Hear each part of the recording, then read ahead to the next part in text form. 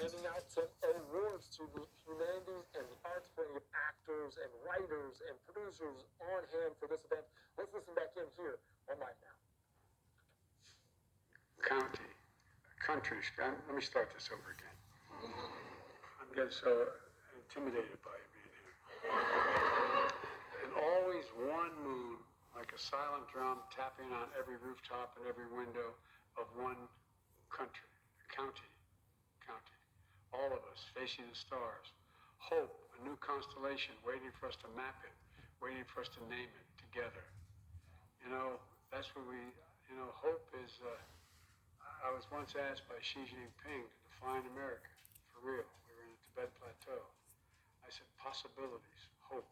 That's the definition of America.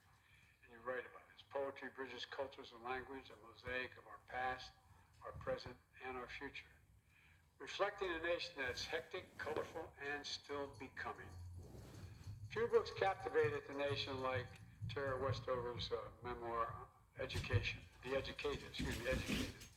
Her words remind us how national divides can also divide families. And how bringing those divides with knowledge and understanding is critical to our country and for one another. Ann Patchett's celebrated novels and essays are treasured worldwide. Through everything she does, on the page and at her Nashville bookstore, a magnet for readers all around the world, she proves the power of the written word to bring people together. And you've done it, Ann. Where's Nancy? There you go. You've done it, kiddo. Every day, from a studio in New Mexico, Native American Calling airs a podcast, live radio show exploring everything from the legacy of Native newspapers to Native cuisine to Native American solidarity with Ukraine, capturing the vastness of the Native American life and its profound impact on the country. Henrietta Mann, as a teacher, a scholar, and a leader, she's dedicated her career to Native American education and to establishing the field of Native American studies. Thanks in large part to her, Native American Studio is now taught at universities across the country, strengthening our nation-to-nation bonds for generations to come. A scholar, Earl Lewis chronicles African American history and explores how diversity strengthens our nation, and it does strengthen our nation. As a university administrator, he has shaped some of our preeminent institutions, pushing them to meet the challenges of our time, from water scarcity to the future of work to racial injustice. He makes American universities an even more important source of our national dynamism. And as an anthropologist, the first black woman president of Spelman College, pretty cool. The director of the National Museum of African Art, Janetta Cole takes the study of black history and culture to new heights.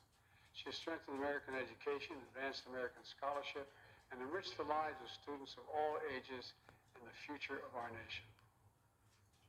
Brian Stevenson, cherished son of my home state of Delaware, and one of the most important civil rights leaders, exonerating the wrongfully convicted, funding the Legacy Museum and the National Memorial for Peace and Justice, so the history of lynching and racial violence in America gets the reckoning it deserves, and providing a compelling foundation for me to be able to sign into law the Emmett Till's name to make lynching a federal crime. Brian?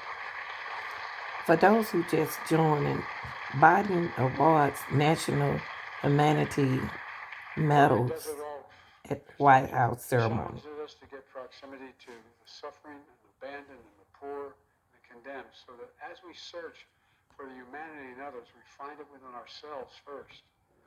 Ladies and gentlemen, please congratulate our newest recipients of the National Medal of the Arts and the National.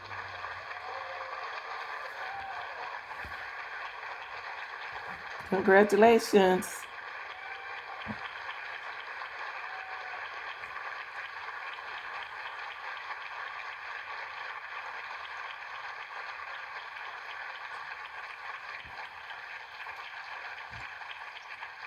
You and your families, congratulations. Thank you for cultivating the arts as a central source. Please have a seat. Source of our prosperity, our happiness in American life, as George Washington describes. Thank you for strengthening the covenant that that is our democracy. And now, please come up one by one as my military aid, Major Hughes, reads your citation. And by the way, I want to warn you, there are two types. The medals are beautiful. The ribbons are hung on.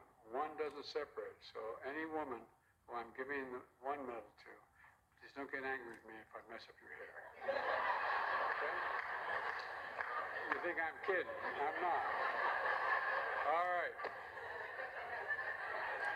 Judith Francisca Baca.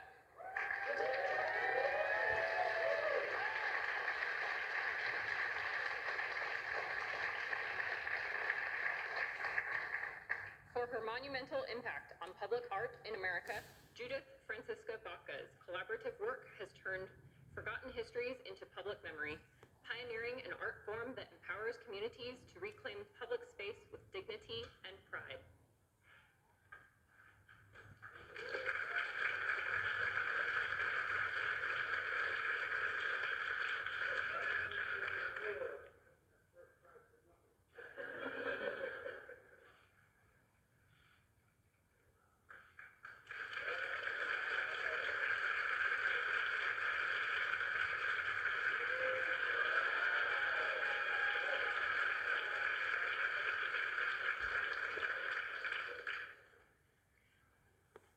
Accepting on behalf of the Billie Holiday Theater, Blondel Pinnock.